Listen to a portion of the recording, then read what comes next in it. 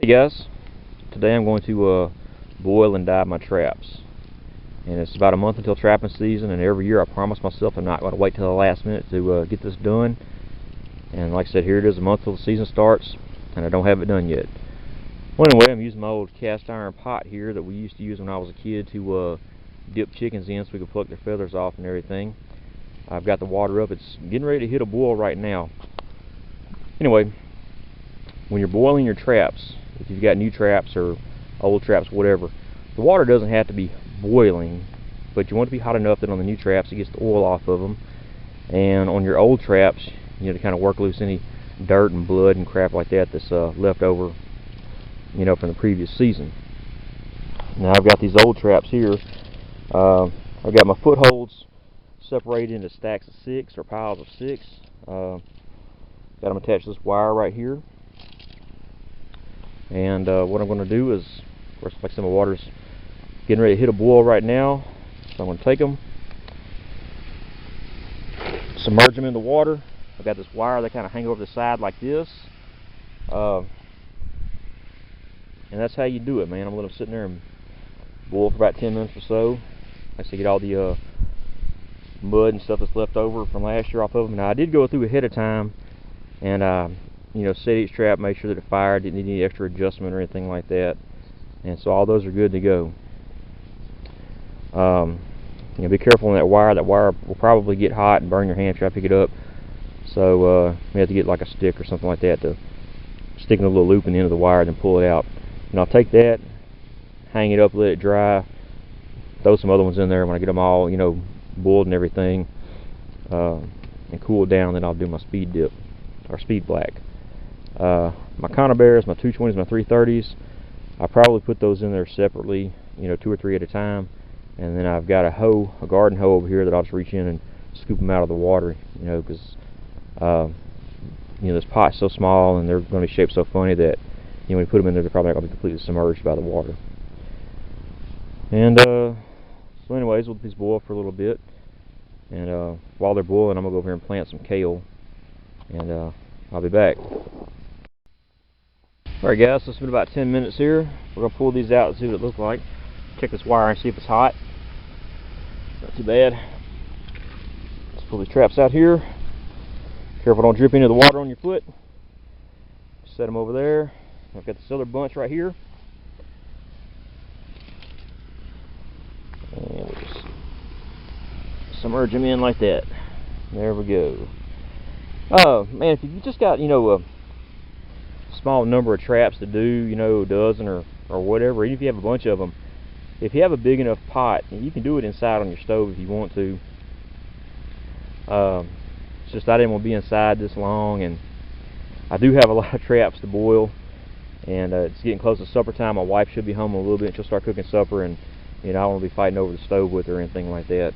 But like I said, you can do this on a stove, you can do this on a propane grill type thing, like a fish fryer or whatever those are.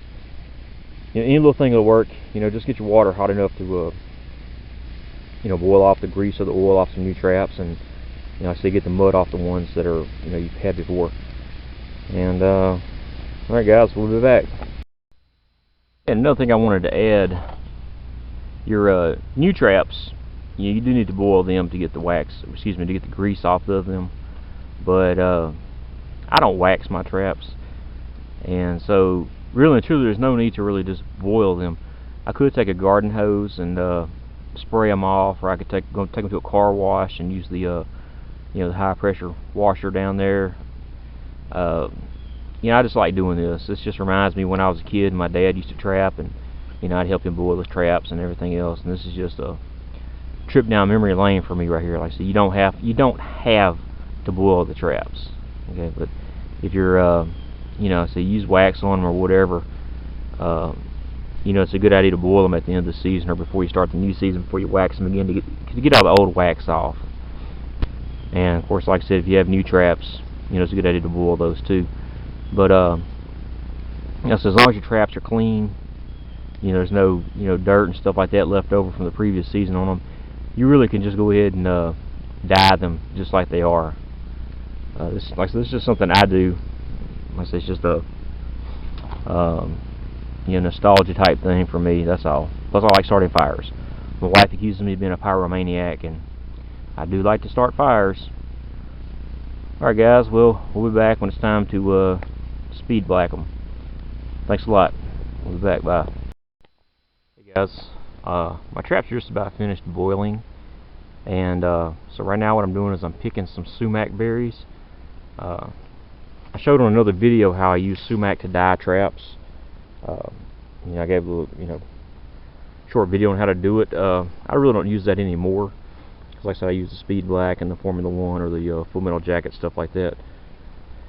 But anyway, what I'm going to do with these is that when my last set of traps get through boiling, I'm going to dump them into the water that's already hot, let them boil for a few minutes, and then I'm going to add my snares. And like I said, I'm just trying to darken my snares up a little bit. I don't really use a lot of snares, but and you can use baking soda. You can boil them in baking soda, and that'll kind of take the shine off of them a little bit. But anyways, I'm just going to use this because it's free. And to me, these sumacs are a weed. This is around the edge of my garden right here. And so this fall or this winter when I'm out on my trap line, I'll be actually chopping as many of these down as I can. They're all over, so it's not like I'm going to ruin my source of the berries or whatever. But you got some right here that are pretty dried out. They're not any good. But you want to get the ones that are red like this right here, these big bunches. Be careful when you're doing this. You might want to wear gloves when you're doing it. Sometimes there's like spiders, and there's like a little, I don't know if you can see it right here. Right there, you got the little bug right there. Some kind of a mite that's in there. And like I said, you can wear gloves when you do this. Or not. And your hands will feel a little sticky when you're messing with this. You want to wash them. You can make lemonade out of these. I've made it before. You just kind of crush them and then strain water over them, and add some sugar. It's not bad. It's just as easy to do. Get a thing of Kool-Aid lemonade mix and make it like that. But I guess if you were out somewhere, stranded in the woods somewhere, and you wanted some lemonade real bad, and you had enough sugar, you can make it out of this. But if you're stranded out in the woods, why would you have that much sugar to make lemonade? Okay. Well, anyway, I'll let you guys go while I pick some more of these. Alright, we'll be back. Alright guys, we're back. I've got all my traps boiled right now, and I put my sumac berries down here in my pot, and they've been boiling for a little bit. And so now I'm going to dip my snares right here. That's my little wire I got these attached to. Alright. This is just to give them kind of a dull finish where they don't shine so much. Some people boil them in water and baking soda. And, whatever you want to do.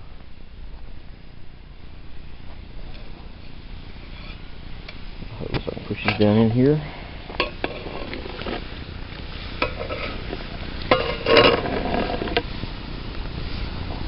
I've got them totally submerged, and like I said, those sumac berries will give them a little bit darker look, where they're not so shiny and stuff like that. It won't stand out so much for the animals. And I guess you could dip them in Speed Black or Full Metal Jacket or something like that. And I see snare dips advertised and everything. I've never used them. I don't really use that many snares or whatever. But if you're looking for some good videos on snaring on YouTube, I'm probably going to say his YouTube name wrong, but it's Ryan5911. I'll try to put his link in my video. Guy from Canada, man, he snares a whole bunch of coyotes and stuff, and gets a lot of beavers too. Well, anyways, I had somebody stop by today and visit, and so I didn't get a chance to get my traps dyed, and we'll just do that on another day, and we'll add it on to this video.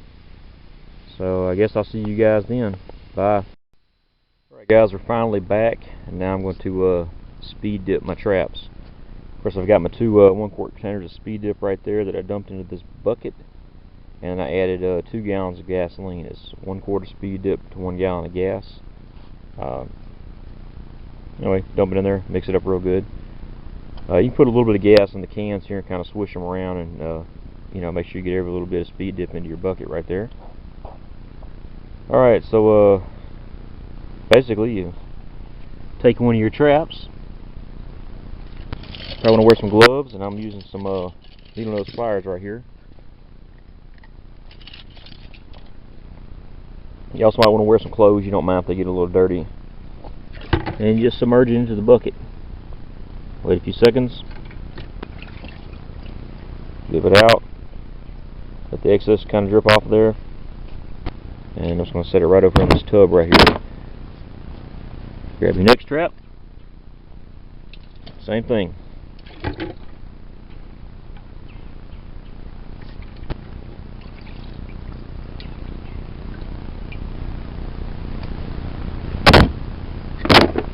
Now I'm going to get all these traps dipped. Like I said, I'm doing 6 of them at a time. I've got one of the trap chains attached to this wire right here, and then I'll just run the swivel back over this wire, and then you know, hang them back up 6 at a time.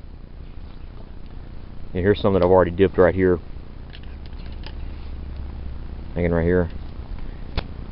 And anyways, now I'm going to show you how to do my conibears. I've got this 220 right here. This is going to be a lot easier to do with 2 hands, but so I got my bucket like this. Just stick it in like that.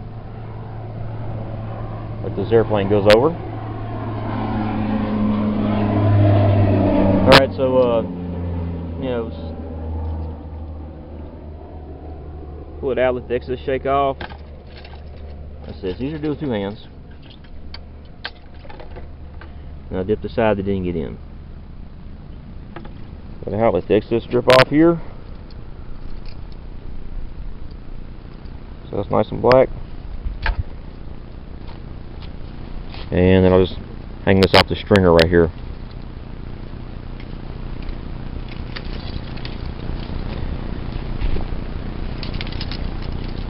Kind of give you an idea of how powerful speed black is, or how good that it works. This is a 110 conibear. Anyways, I didn't use it for the last 2 years because the trigger was broken on it. Haven't gotten replaced, but I speed dipped it before I realized the trigger was broken.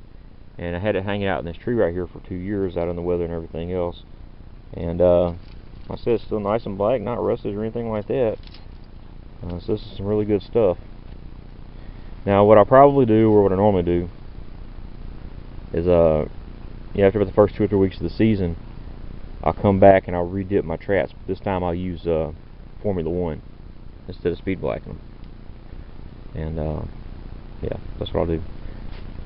Anyways, earlier in the video, you know, when I was boiling my traps, after I got to boiling the traps, I took some sumac berries and threw them in the hot water. Then I put my snares in there.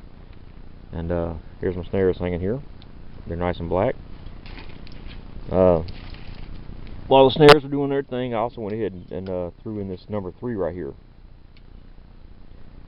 You see I got a nice black color on it. I've got some more traps to dip right here. I've got this 330 that I dip.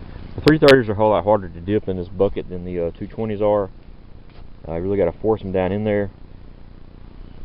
And what I may do when I get ready to dip the rest of my 330s is take this tub right here and flip it back over, dump this stuff in it, and then just go back and lay the conibears flat in there and everything. But the 220s, man, they'll go in this bucket just fine, and so will my 110s. And yeah, that's how you speed dip, man. When I get through with this stuff right here, I usually try to find like a fire ant hill or something, or a couple fire ant hills, and dump it on it. That's not really the environmentally safe way to dispose of it. I don't really know where you would take it to dispose of it. So if anybody has any suggestions, I know like you can go to Walmart and take them your used motor oil and your used cooking oil, but I don't know if they would take this stuff right here. And anyways, yeah. So the other day when I was digging through my shed and everything, I found this old Northwoods 1.5 coil spring. I remember when I was in the 1st or 2nd grade, my dad bought a couple of dozen of these. And I kind of give you an idea how old this is. Of course, like I said, it's a square jawed 1.5, and at the end of the chain you have this, you know, circle here instead of the swivel like all the coil springs have today. And of course, you know, it was suggested that the first thing you should do when you get the coil springs is cut that part off and put one of those swivels like that on there. You know, that was always what they suggested in the Trapper and Predator collar, and you know, some other fox trapping books and stuff like that. Anyway, several years ago, all my traps got stolen, and I guess they just missed this one right here. And I mean, like I said, I had traps from that my dad used, and traps that I was using my first season and stuff like that. And anyways, like I said, this one kind of falling behind something, man. Now the pan post and everything, the little nut and bolt in there are all rusted shut and everything, so I'm going to take those off and redo those. But you know, I would depress the springs; they're still nice and strong and everything like that. So I'll get this thing in good working order and get it back out on the line and let my dad's memory live on. Anyway, also I got more traps to dip here, and we'll be back with some different videos, guys. Hope this helps. All right, thanks a lot. Bye.